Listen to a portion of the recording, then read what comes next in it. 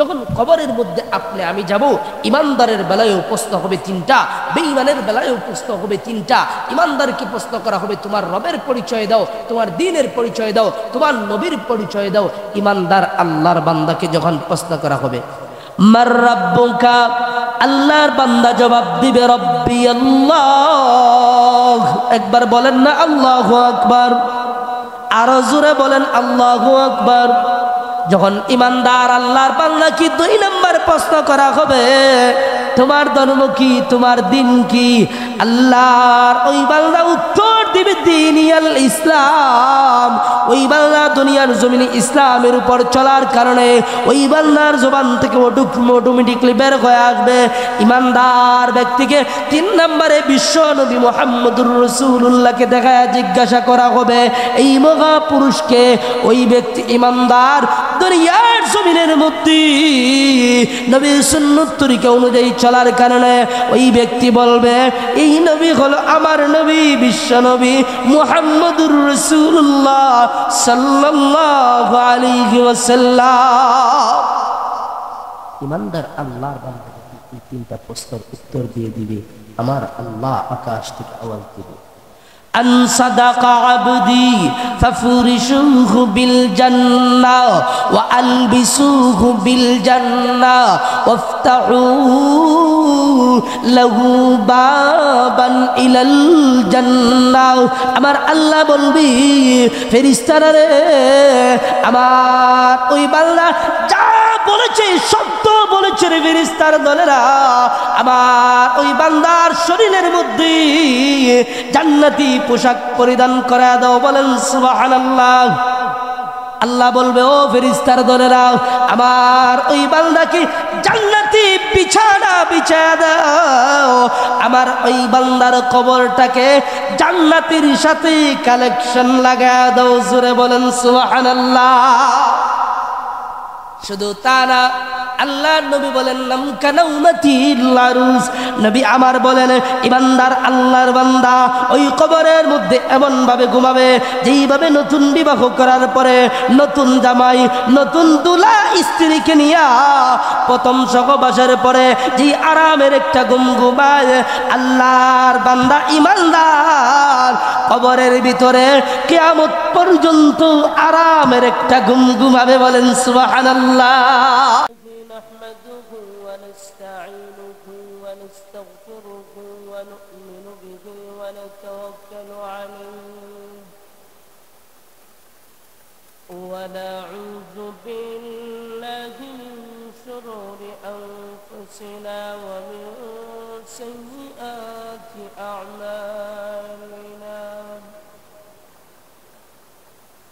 من يهده الله فلا مضل له ومن يضلل فلا هادي له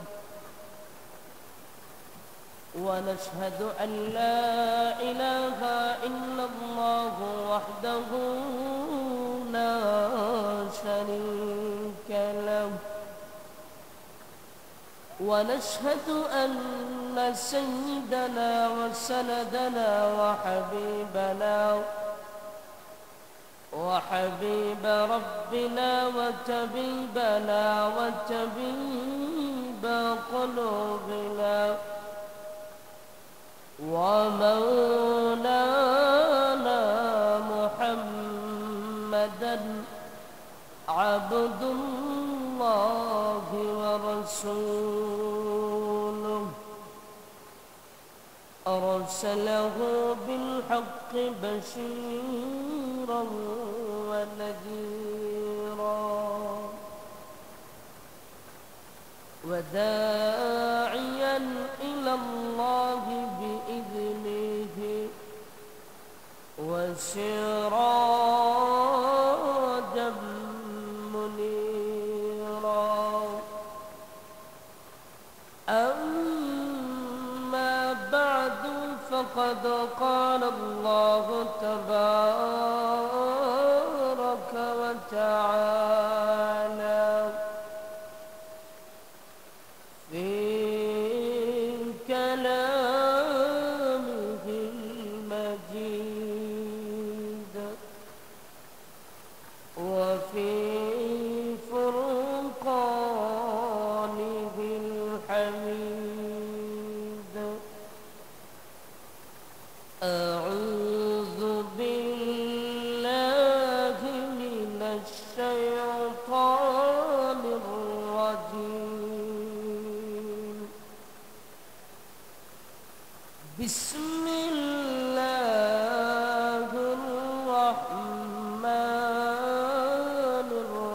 الرحيم ومن ورائهم برزخ إلى يوم يبعثون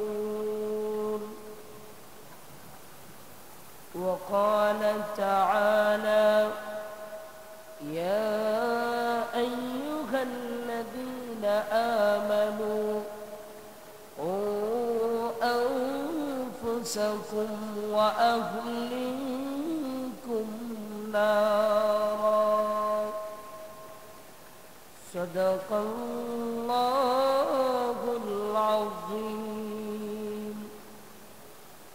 وقال النبي صلى الله عليه وسلم القبر روضة من رياض الجنة أو حفرة من حفر النار أو كما قال عليه الصلاة والسلام সকলে মহব্বতের সাথে দরুদ শরীফ পড়ি সাল্লাল্লাহু আলা সাইয়্যিদিনা ওয়া মাওলানা মুহাম্মদ ওয়া আলা আলিহি ওয়া আসহাবিহি ওয়া সাল্লাম বালাগাল উলা বিকামালিহি কাশাফাত দুজা বিজামালিহি حسنت جميع خصاله صلوا عليه كريم السجايا جميل الشيم نبي الورايا شفيع الأمم بلغ العلا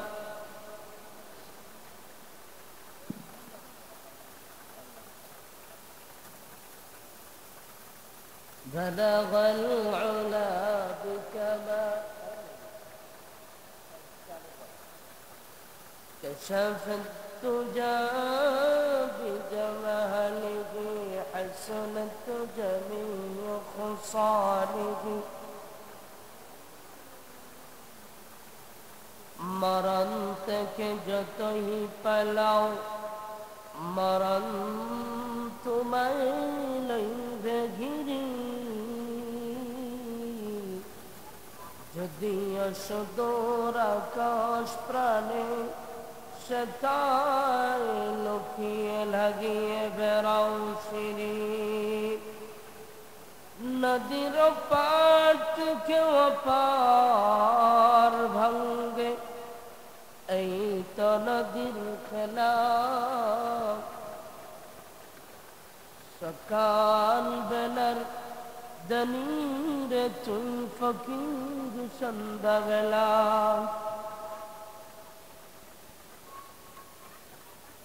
জিকির করি লা ইলাহা ইল্লাল্লাহ লা ইলাহা ইল্লাল্লাহ জোরে জোরে জিকির করি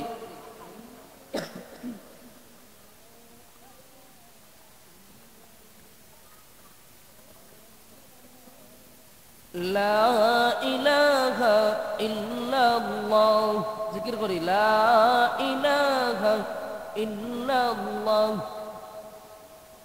লা ইলাহা ইল্লাল্লাহ লা ইলাহা ইল্লাল্লাহ লা ইলাহা ইল্লাল্লাহ, জোরে জোরে জিকির করি, লা ইলাহা ইল্লাল্লাহ, লা ইলাহা ইল্লাল্লাহ, লা ইলাহা ইল্লাল্লাহ, মুহাম্মাদুর রাসূলুল্লাহ সাল্লাল্লাহু আলাইহি ওয়াসাল্লাম।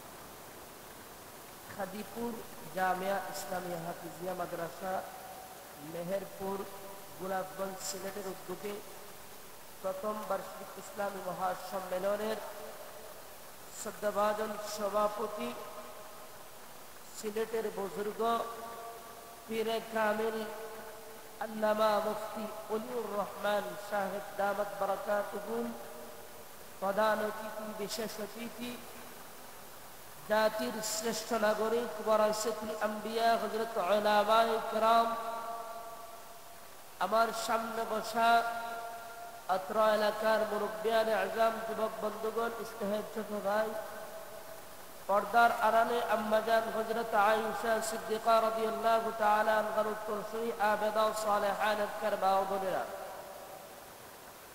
আমি আপনাদের সামনে মানবতার মুক্তির সনদ মহাগ্রন্থ আল কোরআনুল কারীম থেকে 2 সূরা থেকে 2 খানা আয়াতে কারিমার অংশ বিশেষ তেলাওয়াত করেছি।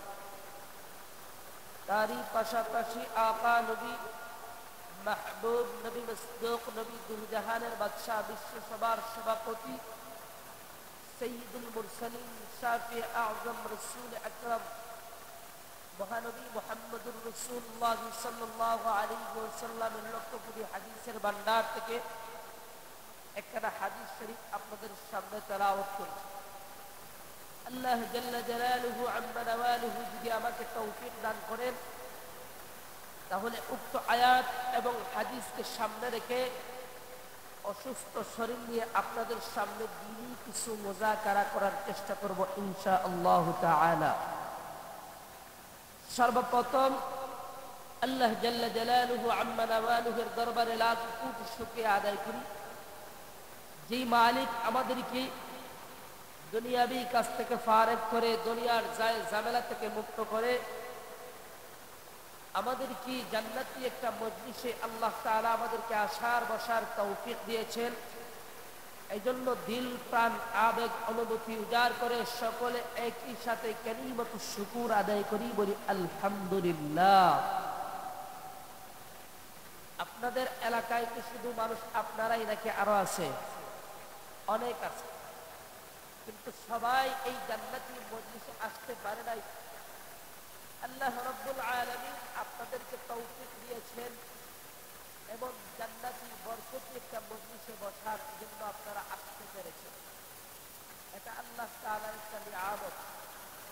আপনাদের এলাকায় যে মাদ্রাসা খাদিপুর জামিয়া ইসলামিয়া হাফিজিয়া মাদ্রাসা, মাদ্রাসার প্রতিষ্ঠাতা পরিচালক মুফতি ওলিউর রহমান সাহেব যে মাদ্রাসাটা আপনাদের এলাকায় করতে যাচ্ছেন বা বর্তমান চলতেছে, এটা এলাকার জন্য একটা নিয়ামত। নিয়ামত কিনা? যে এলাকায় মাদ্রাসা আছে, এই মাদ্রাসার মধ্যে নবীর হাদিস শিক্ষা দেওয়া হয়, কোরআনুল কারীম শিক্ষা দেওয়া হয়। আল্লাহ রাসূল সাল্লাল্লাহু আলাইহি ওয়াসাল্লাম হাদিসের মধ্যে বলেন, খায়রুকুম মান তাআল্লামাল কুরআনা ওয়া আল্লামাহু। পৃথিবীর মধ্যে সবচেয়ে শ্রেষ্ঠ ব্যক্তি হলো তারা যারা কোরআন মাজিদ দ্বীনি ইলম শিক্ষা করে এবং শিক্ষা দেয়।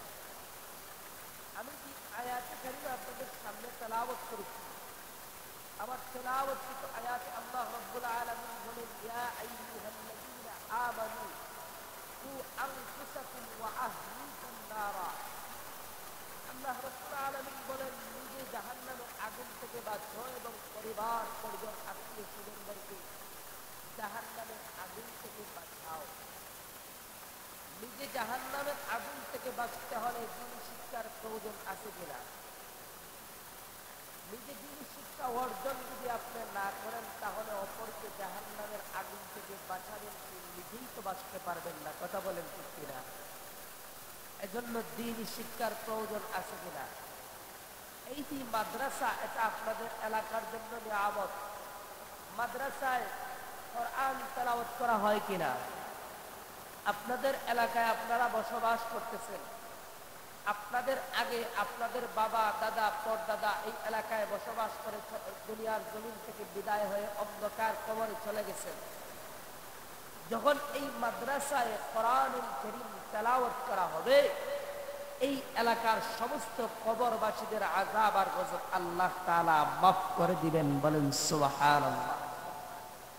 এজন্য এই জাতীয় মাদ্রাসার দরকার আছে কিনা? এটা একটা নিয়ামত আপনাদের এলাকার জন্য। এজন্য নিয়ামতের কদর করতে হবে। মাদ্রাসার বিভিন্ন সময় বিভিন্ন প্রয়োজন থাকতে পারে, কদর কিভাবে করা হবে? মাদ্রাসার বিভিন্ন সময় বিভিন্ন প্রয়োজনে মুহতামিম সাহেবের সাথে পাশে থাকবেন। কোন সময় ধন দিয়া, মাল দিয়া, কোন সময় নিজের বিবেক বুদ্ধি দিয়া সাহায্য করবেন। হতে পারে ইন্নামাল আমালু বিন্নিয়াত, নিয়ত পরিষ্কার করা এমন একটা কাজ যদি আপনি করেন, এই কাজটা আপনার জন্য কঠিন কিয়ামতের দিন হাসরের ময়দানে আপনার জন্য নাজাতের উসিলা হয়ে যেতে পারে। কথা বলেন ঠিক কিনা? এই জন্য মাদ্রাসার পাশে থাকতে আমরা রাজি আছি তো ইনশাআল্লাহ। আল্লাহ তাআলা একটা নিয়ামত দিয়েছেন, প্রত্যেকটা জিনিস আল্লাহর নিয়ামত। আল্লাহর নিয়ামত আপনি আমি যদি তালাশ করি, বেশি দূরে যেতে হবে না। এই যে ক্ষুদ্র বডি, 3.5 হাত বডির ভিতরে আল্লাহ তাআলার নিয়ামত যদি আপনি আমি তালাশ করা শুরু করে দেই, আল্লাহ তাআলার নিয়ামত গণনা করা শেষ করতে পারবো না। কথা বলেন ঠিক কিনা? চিন্তা করে দেখেন, যে চক্ষু আল্লাহ তাআলা আপনাকে আমাকে দিয়েছেন, কোনদিন আল্লাহ তাআলার কাছে কি আমরা চক্ষু চাইছিলাম? যে কান দিয়েছেন, কান কি আল্লাহ তাআলার কাছে চাইছি? চাই নাই। জবান দিয়েছেন, কথা বলার বাক শক্তি দিয়েছেন, আল্লাহ তাআলার কাছে চাই নাই। দেখবেন সমাজে কিছু মানুষ আছে অন্ধ, চোখে দেখে না, তাদেরকে সমাজে অন্ধ বলে আখ্যায়িত করা হয়। কিছু মানুষ সমাজে এমন আছে কানে শোনে না, তাদেরকে খালুয়া, বয়রা, হাটকাল বলা হয়। কথা বলেন ঠিক কিনা? কিছু মানুষ আছে বোবা, কথা বলতে পারে না, প্রতিবন্ধী, তাদেরকে আল্লাহ নিয়ামত দেয় নাই, কিন্তু আপনাকে আমাকে আল্লাহর কাছে না চাওয়ার পরেও আল্লাহ তাআলা দিয়েছেন। এই নিয়ামতের কদর করা দরকার আছে কিনা? বেশি দূরে যেতে হবে না। আপনাদের এলাকায় নারিকেল গাছ আছে না? এই যে দেখা যায় নারিকেল গাছ, নারিকেল গাছ কাটলে কোনোদিনও আপনি পানি পাবেন না, কিন্তু নারিকেলের ভিতরে পানি কে দিয়েছেন? কয়ের কিংবা আখ যেটা বলেন, এই আখের ভিতরে আপনি যদি কয়ের কিংবা আখ কিয়ামত পর্যন্ত লাঠি দিয়ে মানুষকে বাড়ি দেন, মানুষকে মেরে ফেলতে পারবেন, কিন্তু এই কয়ের ভিতরে আল্লাহ তাআলা মিষ্টি শরবত রেখে দিয়েছেন। বলেন সুবহানাল্লাহ। এগুলো আল্লাহ তাআলার নিয়ামত। আল্লাহ তাআলা সূরাতুর রহমানে বারবার বলেছেন, ফাবিআইয়ি আলা'i রাব্বিকুমা তুকাযযিবান। আল্লাহ তাআলা বলেন, বান্দা বান্দিরা রে, তোমরা আমি আল্লাহর কোন কোন নিয়ামত তোমরা অস্বীকার করবে? আল্লাহ তাআলার নিয়ামত আমরা অস্বীকার করতে পারবো না। আল্লাহ রাব্বুল আলামিন নিয়ামত দিয়েছেন, এই নিয়ামতের শুকরিয়া যদি আমরা করি, নিয়ামতের কদর যদি আমরা করি, আল্লাহ কোরআনুল কারীমের মধ্যে বলেন, লা ইন শাকারতুম লা আযীদান্নাকুম ওয়া লা ইন কাফারতুম ইন্না আযাবি লাশাদীদ। আল্লাহ রাব্বুল আলামিন বলেন, আমি আল্লাহ নিয়ামত দিয়েছি, এই নিয়ামতের শুকরিয়া যদি তোমরা আদায় করো রে বান্দা বান্দি, আমি আল্লাহ তোমাদেরকে নিয়ামত বাড়ায়া দিব। বলেন সুবহানাল্লাহ। আর যদি আল্লাহ তাআলার নিয়ামত পাওয়ার পরে বান্দা বান্দি আল্লাহর দরবারে শুকরিয়া আদায় না করো, বরং কুফরি করো, আল্লাহ তাআলা বলেন, আমি আল্লাহ তোমার কাছ থেকে নিয়ামত ছিনিয়ে নিব। নিয়ামত শুধু ছিনিয়ে নিয়ে শেষ না, আল্লাহ আয়াতের শেষে বলেন, ইন্না আযাবি লাশাদীদ, শাদীদ, মহান আল্লাহ বলেন আমি কঠিন আযাবের মধ্যে গ্রেফতার করব। এই জন্য আল্লাহ তাআলা নিয়ামত দিয়েছেন, নিয়ামতের শুকরিয়া আদায় করা দরকার আছে না? সবাই আমরা করতে রাজি আছি তো ইনশাআল্লাহ? আল্লাহ তাআলা আমাদের সবাইকে কবুল করুন, সকলে বলি আমিন। আমি আপনাদের সামনে যে আয়াতে কারিমা তেলাওয়াত করেছি, আমার তেলাওয়াত কিন্তু আয়াতে আল্লাহ রাব্বুল আলামিন বলেন ওয়া মিন ওয়ারাইহি বারযাখুন ইলা ইয়াউমিল ইউবআসুন। হাসরের ময়দানে ওঠার আগে অবশ্যই কবর জগৎ বরজখ অতিক্রম করতে হবে। সর্বপ্রথম আমরা ছিলাম আলমে রূহের জগতে। আল্লাহ রাব্বুল আলামিন আমাদেরকে আলমে রূহের জগৎ থেকে যখন ইচ্ছা করলেন, আমাদেরকে আলমে রেহেমে অর্থাৎ মায়ের পেটের ভিতরে, মা এবং বাবা উভয়ের মাধ্যমে, উভয়ের মিলনের মাধ্যমে আল্লাহ তাআলা আমাদেরকে মায়ের পেটের ভিতরে আলমে রেহেমে আল্লাহ পাঠাইলেন। আমরা মায়ের পেটের ভিতরে কেউ 9 মাস, কেউ 10 মাস থাকার পরে আল্লাহ রাব্বুল আলামিন যখন ইচ্ছা করলেন আমাদেরকে আলমের দুনিয়ার জগতে পাঠাইলেন। বর্তমানে আমরা কোথায় আছি? দুনিয়ার জগতে। কোথায় আছি? পরের স্টেশন হলো কবর। আল্লাহ তাআলা আপনাকে আমাকে স্বয়ং সম্পূর্ণ একটা মানুষ বানাইলেন। কোথায় থেকে বানাইলেন? আল্লাহ কোরআনুল কারীমে সূরা তাহার মধ্যে বলেন মিনহা খালাকনাকুম ওয়া ফিহা নুঈদুকুম ওয়া মিনহা নুখরিজুকুম তারাতান উখরা।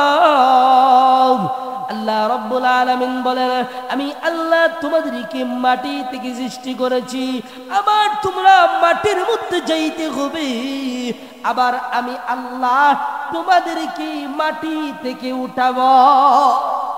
আল্লাহ মাটি থেকে সৃষ্টি করলেন, যেই একটা স্বয়ং সম্পূর্ণ মানুষ আল্লাহ বানাইলেন, এই মানুষের কোনো অস্তিত্ব ছিল না।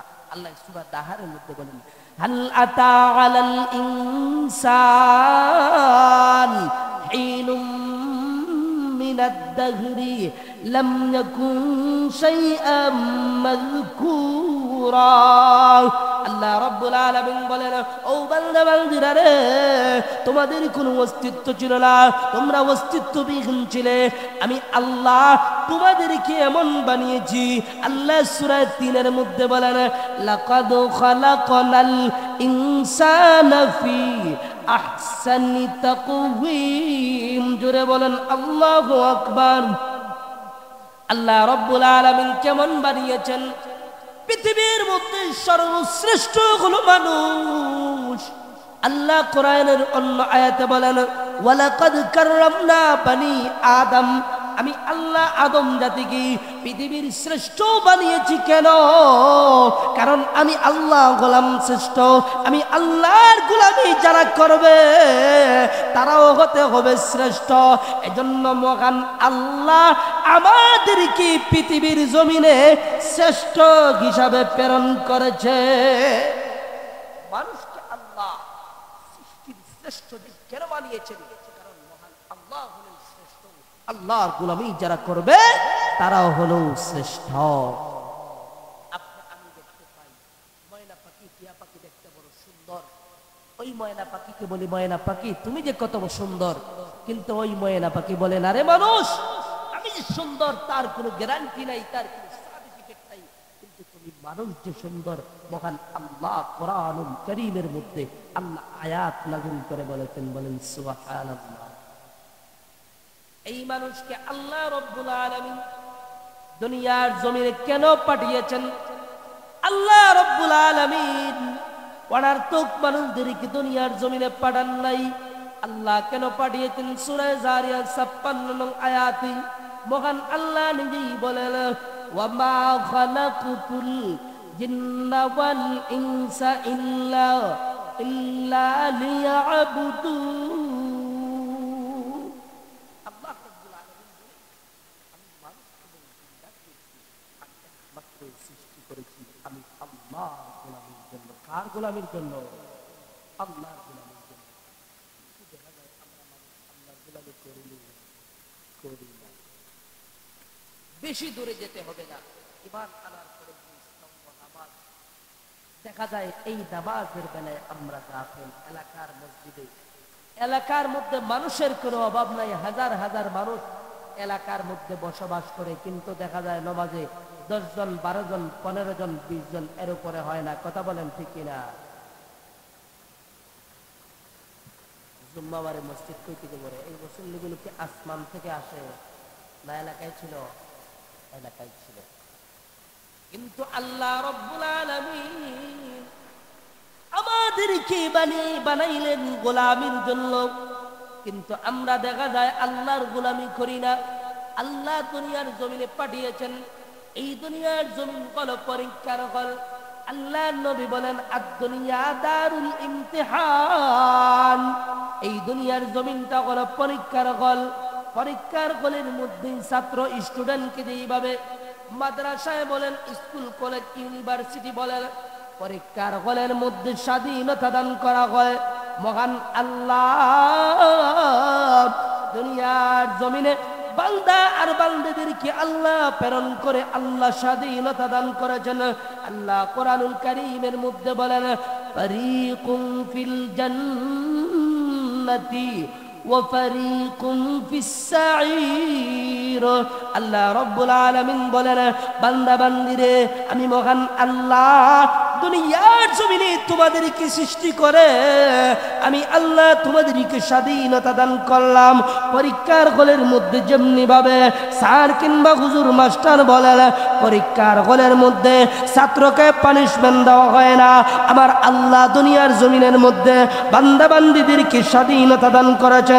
আমরা দেখা যায় জিনাহের মধ্যে লিপ্ত হয়, গীবত শিকায়েতের মধ্যে লিপ্ত হয়, চুরি বাটপারের মধ্যে লিপ্ত হয়, মিথ্যা কথার মধ্যে লিপ্ত হয়, কিন্তু আল্লাহ চাইলে আমাদেরকে সঙ্গে সঙ্গে আযাব আর গজব দিয়ে ধ্বংস করতে পারতেন, কিন্তু না না, আল্লাহ রাব্বুল আলামিন এই পরীক্ষার হলের মধ্যে আমাদেরকে পাঠাইছেন।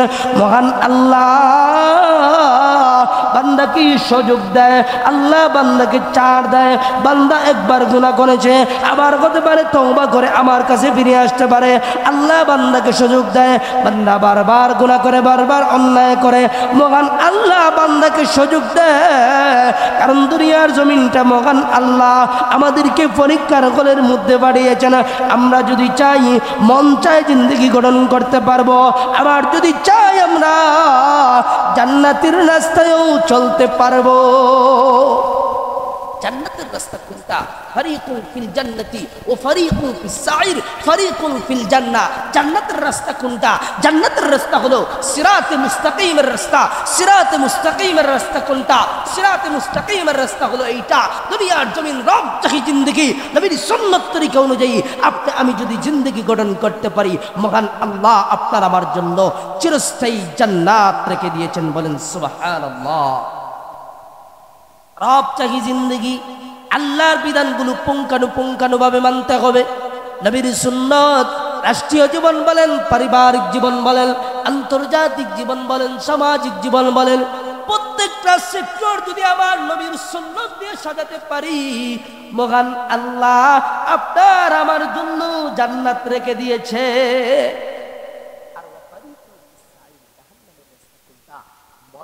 জিন্দেগি মনে চাইলো নামাজ পড়লাম, মনে চাইলো রোজা রাখলাম, রমজান মাসে মনে চাইলো রোজা ভাঙলাম, তারাবির নামাজ পড়লাম, আল্লাহর বিধান হজ আমার উপরে ফরজ, হজ মনে চাইলে পালন করলাম, সম্পদ নিয়ে আমার কমে যায়, আল্লাহর বিধান যাকাত মনে চাইলে দিলাম, না চাইলে নাই।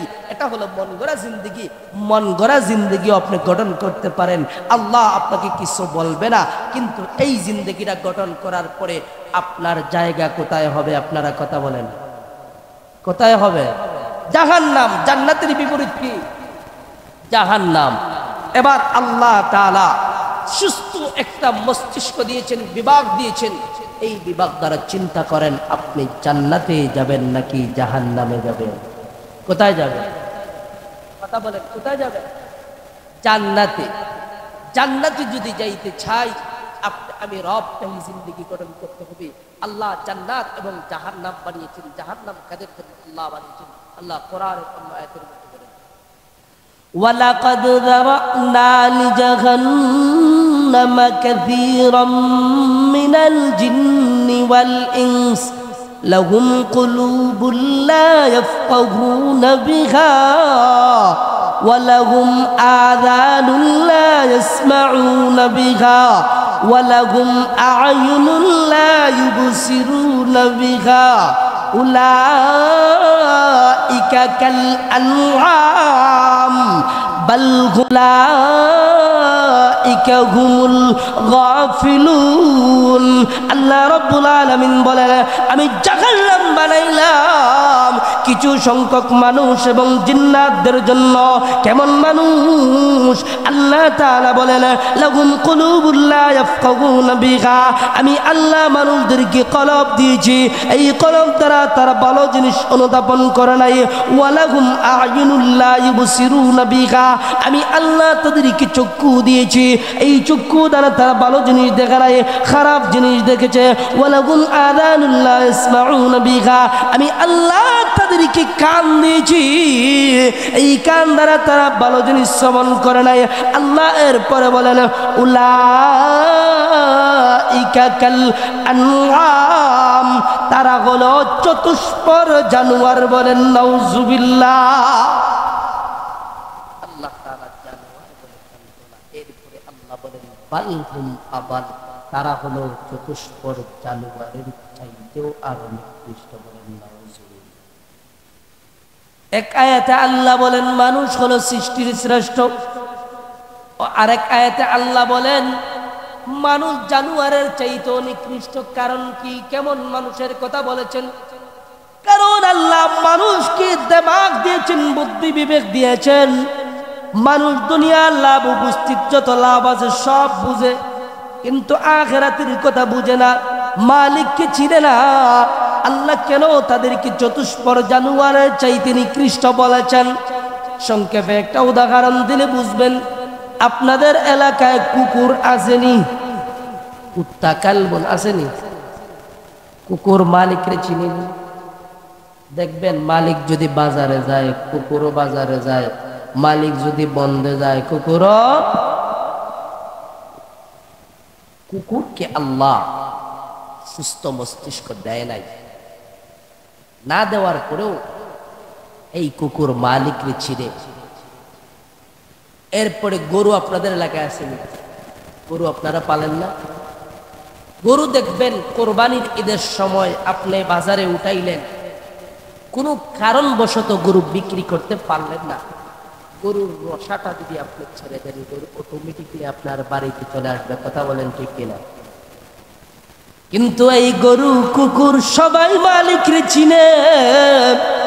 কিন্তু যেই মানুষকে আল্লাহ রব্বুল আলামিন সুস্থ মস্তিষ্ক দিলেন, ওই মানুষ যদি মালিকরে চিনে না, ওই মানুষ জানোয়ারের চাইতেও আরো নিকৃষ্ট। কথা বলেন ঠিক কিনা? আল্লাহ এরপরে বলেন উলাইকা হুমুল গাফিলুন, তাদের জন্য, তারা হলো গাফেল, তাদের জন্য আল্লাহ রেখে দিয়েছেন চিরস্থায়ী জাহান্নাম। যেই কথা বলতেছিলাম, দুনিয়ার জমিন থেকে সর্বপ্রথম গাড়ি হলো আমাদের আখিরাতের গাড়ি, কবর। আল্লাহ নবী বলেন, যেই ব্যক্তি কবরের গাড়ি থেকে রেহাই পেয়ে যাবে, ওই ব্যক্তি পরের যত গাড়ি আছে হাসর মিজান ফুলসিরাত সব গাড়িগুলো পার হয়ে আল্লাহর তরি জান্নাতের ভিতরে ওই ব্যক্তি প্রবেশ করবে। বলেন সুবহানাল্লাহ। দুনিয়ার জমিনে আমি আসছি, দুনিয়ার জমিনে চিরদিন থাকবো না, কেউ থাকবে না, আপনি থাকবেন না, আপনার আগে আপনার বাবা নাই, আপনার আগে আপনার বাবার আগে দাদা নাই, দাদার আগে পর দাদা নাই, কেউ নাই। দুনিয়ার জমিন থেকে সবাই আমরা চলে যেতে হবে। আল্লাহ কোরআনুল কারীমের মধ্যে বলেন, কুল্লু নাফসিন যায়িকাতুল মাউত, মৃত্যুর স্বাদ প্রত্যেকটা প্রাণীকেই আস্বাদন করতে হবে। আস্তিক বলেন, নাস্তিক বলেন, ইহুদি নাসারা বেঈমান কাফির কুফফার যারা আছে, সবাই এক বাক্যে বিশ্বাস করে মৃত্যু একদিন হবেই হবে। এই ব্যাপারে কারো কোনো দ্বিমত নাই, কারো কোনো ইখতিলাফ নাই। এই জিনিসটা যদি আপনার আমার দিলের ভিতরে আসে যে মৃত্যু একদিন হবে, তাহলে আপনার আমার দ্বারা গুনাহের কাজ করা অসম্ভব। কথা বলেন ঠিক কিনা? দুনিয়ার মহব্বত আপনার আমার দিলের ভিতরে ঢুকার কারণে আল্লাহর বন্দেগী করতে পারি না। আল্লাহর নবী বলেন, হুব্বুদ দুনিয়া রাসু কুল্লি খাতিয়াতি, দুনিয়ার মহব্বত হলো সমস্ত গুনাহের মূল। এই দুনিয়ার মহব্বত আপনার আমার ভিতর থেকে দূর করতে হবে, কারণ হায়াতের জিন্দগি কখন জানি শেষ হয়ে যাবে, কখন মালাকুল মউত আজরাইলের সঙ্গে সাক্ষাৎ হয়ে যাবে, আজরাইল কখন আপনার আমার জান পাখিটা বাগির করে নিয়ে যাবে। আর সমাজের মানুষ আপনাকে আর আব্দুল্লাহ বলবে না, আব্দুল করিম, আব্দুর রহিম বলবে না, সমাজের মানুষ আপনাকে লাশ বলবে। কথা বলেন ঠিক কিনা? যখন আপনার আমার দেহ থেকে জান পাখিটা বাহির হয়ে যাবে, আপনার আমার এই শরীরের কোনো দাম আছে? শেষ দুনিয়ার জিন্দগি, শেষ দুনিয়ার জিন্দগি। কোথায় তোমার বাহাদুরি? দুনিয়ার জমিনে তোমার বাহাদুরির কারণে সমাজের মানুষেরা, গরিব দুঃখী অসহায় মানুষেরা রাস্তা দিয়ে হাঁটতে পারে না। তোমার বাহাদুরির কারণে আজ শেষ, আজরাইলের সাথে সাক্ষাৎ হয়ে গেছে, তোমার দুনিয়ার জিন্দগি শেষ। শেষ তোমার দুনিয়ার জিন্দগি। যখন মালাকুল মউত আজরাইল তোমার দেহ থেকে প্রাণ পাখিটা কারিয়ে নিয়ে চলে যাবে, তখন সময় সমাজের মানুষেরা বলা বলি করবে যে আহারে চলো অমুকের লাশ দেখতে যাই। তখন আর আপনার নাম বলবে না, আপনার নামের সাথে আরেকটা শব্দ লাশ জয়েন করবে। কথা বলেন ঠিক কিনা? যেই মাত্র আপনাকে বড়ই পাতার গরম পানি দিয়া গোসল দেওয়া জানাজা নামাজের জন্য মাটির দিকে নেওয়া হবে, আপনার রোগটা আপনার সন্তানের কাছে আসবে আর বলবে, এর সন্তান দুনিয়ার জমিনে তোমার জন্য কত কষ্ট করলাম রে, কত চাকরি বাকরি করলাম, আজ আমাকে কোথায় নিয়ে যাওয়া হচ্ছে? আপনার সন্তান কোনো জবাব দিবে না। জবাব দিবে কি? আপনার সন্তান তো শুনবেই না। আপনার বিবির কাছে যাবে, ও প্রাণের বিবি, দুনিয়ার জমিনে বিবাহ বন্ধনে আবদ্ধ হওয়ার পরে কত রং তামাশায় দুনিয়ার জিন্দগি কাটাইলাম, বিভিন্ন হোটেল রেস্টুরেন্টে পার্কে সময় কাটাইলাম, আজ আমাকে খাটিয়া করে কোথায় নিয়ে যাওয়া হচ্ছে? আপনার বিবি কোনো জবাব দিবে না। আপনার বন্ধুর কাছে যাবে, অপ্রাণের বন্ধু, শিশুকাল থেকে নিয়া বাল্যকাল, যৌবনকাল, বৃদ্ধ পর্যন্ত একসঙ্গে কাটাইলাম, আজ কোথায় নিয়ে যাওয়া হচ্ছে? আপনার বন্ধু কোনো জবাব দিবে না। আপনাকে যখন কাটিয়া করে জানাজার নামাজ পড়াইয়া কবরের দিকে নেওয়া হবে, আল্লাহ নবী বলেন, যখন আপনাকে আমাকে বিসমিল্লাহি ওয়া আলা মিল্লাতি রাসূলিল্লাহ, আল্লাহ রাসূলের মিল্লতের উপরে আপনাকে আমাকে যখন কবরের মধ্যে রাখা হবে, আল্লাহ নবী বলেন, এই কবরের মধ্যে দুইজন ফেরেশতা আসবে। আল্লাহ নবী বলেন, ইয়াতিহি মালাকান ফায়ুজলিসানিহি ফায়াকুলান লাহু মান রাব্বুক ওয়া মা দীনুক মান হাযার রাজুল আল্লাযী বুইসা ফীকুম।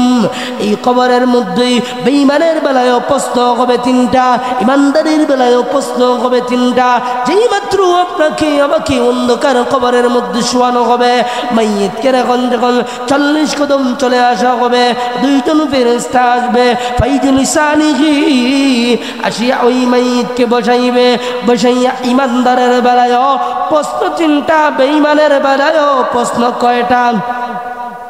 তিনটা। এই তিনটা প্রশ্নের উত্তর আমরা জানি কিনা? সবাই জানি, কিন্তু ওই সময় আপনার আমার জবান থেকে আসবে না, কারণ দুনিয়ার জমিনে আপনি আমি রবের গোলামি করতেছি না, দুনিয়ার জমিনে ইসলামের উপর চলতেছি না, দুনিয়ার জমিনে নবীর সুন্নত তরিকা অনুযায়ী চলতেছি না। এই জন্য এই তিনটা প্রশ্ন উত্তর আপনার আমার,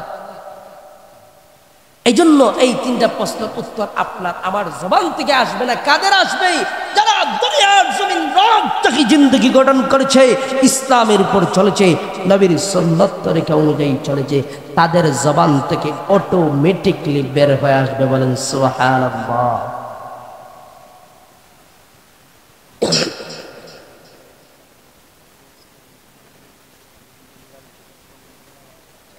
আলহামদুলিল্লাহ, আমরা আলহামদুলিল্লাহ বলি। আজকে আপনাদের সামনে যেই বুজুর্গানে কেরামরা আসবেন, অনেক বড় বড়, মুফতি মুজিবুর রহমান দামাত বারাকাতুহুম চট্টগ্রামী হুজুর, অনেক বড় আলিম, অনেক বড় মুফতি মুহাদ্দিসের ওস্তাদ, এরপরে হযরত মাওলানা মাশউক আহমদ সালামী সাহেব, আমার ওস্তাদ দারুস সালামের এরপরে আপনার মুফতি নাসির উদ্দিন সাহেব বিবারিয়া হুজুর, বড় মুহাদ্দিস, ওনারা রাস্তার মধ্যে আসছেন, সবাই আসতেছেন।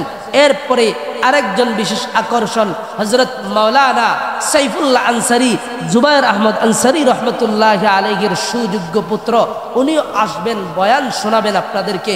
ওনারা অনেক বড় বড় আল্লাহর ওলি, ওনারা আল্লাহর প্রিয় মানুষ, ওনাদের কদমে আপনাদের এলাকা ধন্য হবে। এজন্য ওনারা আসতেছেন, ওনারা আসাও এলাকার মধ্যে একটা নিয়ামত, কথা বলেন ঠিক কিনা? এজন্য আপনারা যারা বাড়ি ঘরে আছেন অতি সত্তর মাহফিলের মধ্যে আপনারা চলে আসুন। এই যে বড় বড় উলামায়ে কেরামরা আপনাদের এলাকায় আসতেছেন।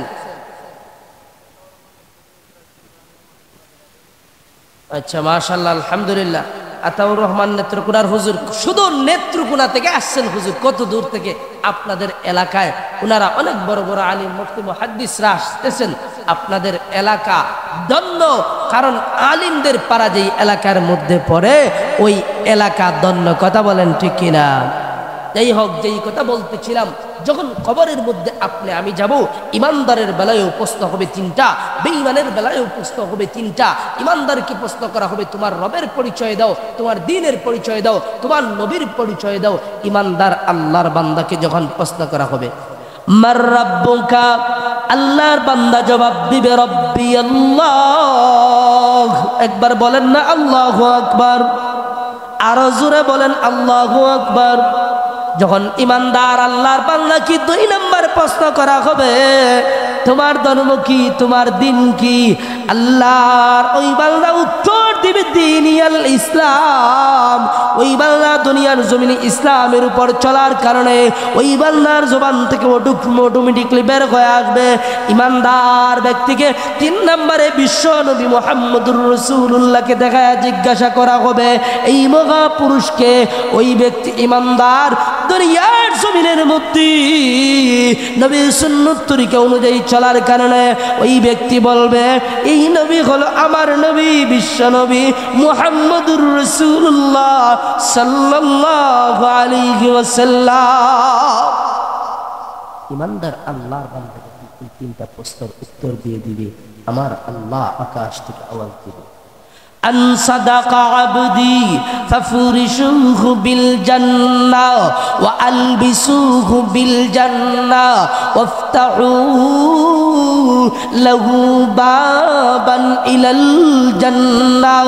আমার আল্লাহ বলবি, ফেরেশতারা রে, আমার ওই বান্দা যা বলেছে সত্য বলেছে রে ফেরেশতার দলেরা, আমার ওই বান্দার শরীরের মধ্যে জান্নাতি পোশাক পরিধান করা দাও, বলেন সুবহানাল্লাহ।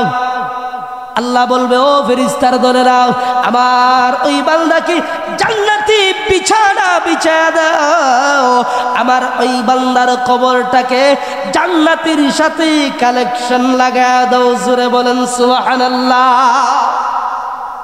শুধু তা না, আল্লাহ নবী বলেন, নাম কানা উম্মতিল আরুস, নবী আমার বলেন, ইমানদার আল্লাহর বান্দা ওই কবরের মধ্যে এমন ভাবে ঘুমাবে যেইভাবে নতুন বিবাহ করার পরে নতুন জামাই, নতুন দুলা স্ত্রীকে নিয়া প্রথম সহবাসের পরে যে আরামের একটা ঘুম ঘুমায়, আল্লাহর বান্দা ইমানদার কবরের ভিতরে কিয়ামত পর্যন্ত আরামের একটা ঘুম ঘুমাবে, বলেন সুবহানাল্লাহ। আর যদি ওই বান্দা বেঈমান হয়ে যায়, আল্লাহর ওই বান্দা যদি বেঈমান হয়ে যায়, যখন ফেরেশতা প্রশ্ন করবে, ফেরেশতা যখন প্রশ্ন করবে, মার রাব্বুকা ওয়া মা দীনুকা ওয়া মান নাবিয়ুকা, তোমার রবের পরিচয় দাও, তোমার দ্বীনের পরিচয় দাও, ওই ব্যক্তি বলবে শুধু হা গালা আদরি, হা গালা আদরি, আমি কিছুই জানি না, আমি কিছুই জানি না। আবার আল্লাহ আকাশ থেকে আওয়াজ দিবে, আন কাযাবা আবদি ফাফুরিশুহু বিল জান্নাহ ফাফুরিশুহু মিনান নার ওয়া আলবিসুহু মিনান নার ওয়াফতাহু লাহু বাবান ইলান নার। আমার আল্লাহ বলবে, ও ফেরেশতার দলেরা, ওই বান্দা মিথ্যা বলেছে রে, ও ফেরেশতার দলেরা, তাআলা ওই বান্দাকে জাহান্নামী পোশাক পরিধান করায় দাও রে, ওই বান্দাকে জাহান্নামী বিছানা বিছায় দাও রে, ওই বান্দার কবরটাকে জাহান্নামের সাথে কালেকশন লাগায় দাও, বলেন নাউজুবিল্লাহ। ওই বান্দার কবর থেকে যদি জাহান্নামের বাদাম শুরু হয় একদম কিয়ামত পর্যন্ত চলতে থাকবে। কবর এমন ভয়ঙ্কর জায়গা, কবর প্রত্যেকটা দিন 4টা বয়ান করে সংক্ষেপে বলি, সময় অতি স্বল্প। কবর 1 নম্বরে বলে আনা বাইতুল ওয়াহদা, আমি কবর হলাম একাকিত্বের ঘর। কবর কিসের ঘর? একা। কবরে একা যাইতে হয় নাকি সাথে কেউ যায়? আপনাদের এলাকায় মনে হয় বাবার সাথে ছেলে যায়। কবর বলে আনা বাইতুল ওয়াহদা, আমি কবর হলাম একাকিত্বের ঘর। কবর 2 নম্বরে বলে আনা বাইতুল গুরবা, আমি কবর হলাম অপরিচিত ঘর। আমি দুনিয়ার এমপি মন্ত্রী মেম্বার চেয়ারম্যান মন্ত্রী মিনিস্টার কাউরে চিনি না, আমি ইমাম সাহেবকে চিনি না, আমি খতিব সাহেবকে চিনি না, আমি শাইখুল হাদিসকে চিনি না। কবর বলে আমি কাউরে চিনি না রে, আমি চিনি কারে জানেনি? কার ঈমান কত মজবুত হবে, কার আমল কত সুন্দর হবে। কবর 3 নম্বরে বলে আনা বাইতুল, আমি কবর হলাম সাপ বিচ্ছুর ঘর। বলেন নাউজুবিল্লাহ। কবর কিসের ঘর? সাপ বিচ্ছুর ঘর। ভাববেন না দৌড়া সাপ ছিল, কবরে মনে হয় দৌড়া সাপ থাকবো নাকি লাঠি দিয়া বাইরে মেরে ফেলবো? না না না, আল্লাহ নবী বলেন এই কবরের মধ্যে যে সাপ থাকবে, এই সাপ যদি দুনিয়ার জমিনের মধ্যে একটা বারের জন্য শ্বাস ফেলতো, গোটা দুনিয়ার জমিনে কিয়ামত পর্যন্ত আর কোনদিন সবুজ ঘাস রোপণ হতো না। বলেন নাউজুবিল্লাহ।